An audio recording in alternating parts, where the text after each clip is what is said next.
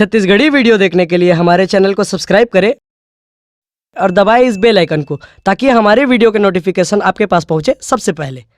ऐसे रूप तैनी खारे वो तोर बर दिल मोर आगे।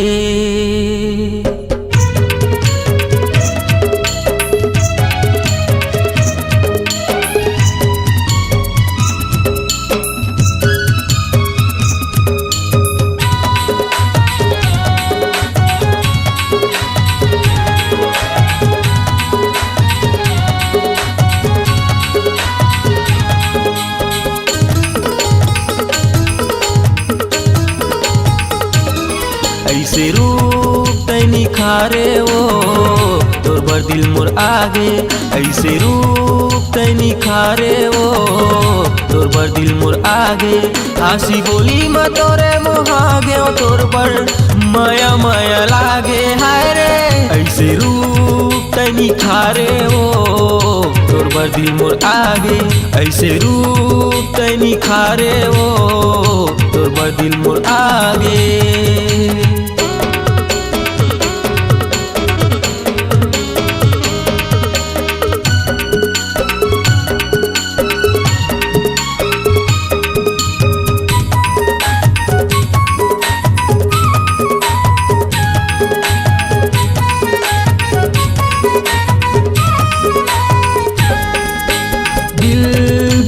दिल मोर चुराए दीवाना बनाए वो देखे जब ले तोरे सूरतिया हृदय माँ समाए वो।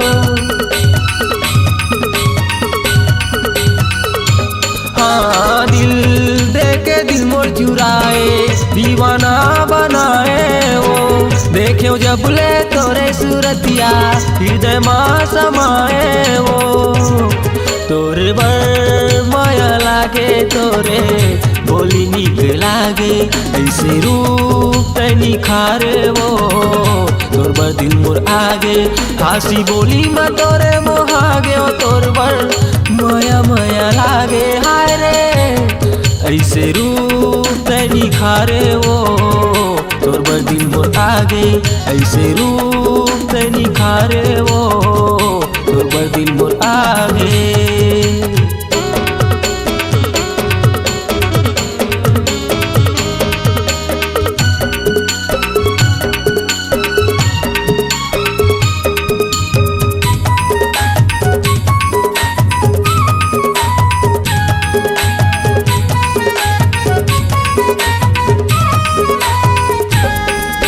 नशा तोर नैना मरानी मीठ तोर बोली वो कान के बाली तोर होठ के लाली सूरत तोर भोली वो।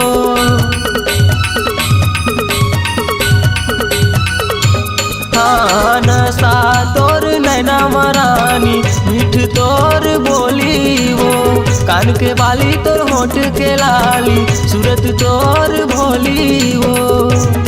तै मोरे दीवानी मैं तोर दीवाना हो गयो। ऐसे रूप तैनी खारे वो तोर बर दिल मोर आगे। हंसी बोली म तोरे मोहागे तोर बर माया माया लागे हाय रे। ऐसे रूप तैनी खारे वो तोर बर दिल मोर आगे। ऐसे रूप तैनी खारे वो तोर बर दिल मोर आगे। ऐसे रूप तैनी खारे वो तोर बर दिल मोर आगे। ऐसे रूप तैनी खारे वो तोर बर दिल मोर आगे। ऐसे रूप तैनी खारे वो तोर बर दिल मोर आगे। अगर आप अपनी आवाज को एक नया आयाम देना चाहते हैं तो चले आइए मल्टी ट्रैक डिजिटल रिकॉर्डिंग के लिए संपर्क करें HK म्यूजिक कंपनी कोटा डबरी चांपा छत्तीसगढ़। मोबाइल नंबर है 9329238487 और 8085380339।